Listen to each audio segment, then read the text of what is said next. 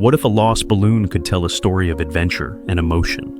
William Holbrook Beard's The Lost Balloon, painted around 1882, captures just that with its stunning oil-on-canvas imagery. Standing at nearly 4 feet tall, this masterpiece invites you into a dramatic landscape where a jagged rock face and vibrant greenery cradle a group of figures and their small dog as they gaze up at a hot air balloon drifting mysteriously into the expansive sky.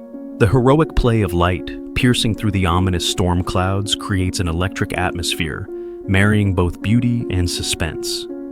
Beard's genius lies in blending lifelike detail with poignant storytelling, giving us a sense of human vulnerability in nature's grand tapestry. As the viewer's eyes wander over the intense scene, they can't help but ponder the balloon's fate. Is it a tale of exploration or loss? What emotions dance across the faces of those watching? Fear, wonder, or even resignation? Dive into the narrative and share your thoughts below. What do you think this lost balloon symbolizes? Like, share, and subscribe to Decipher Art to keep the legacy of human art alive.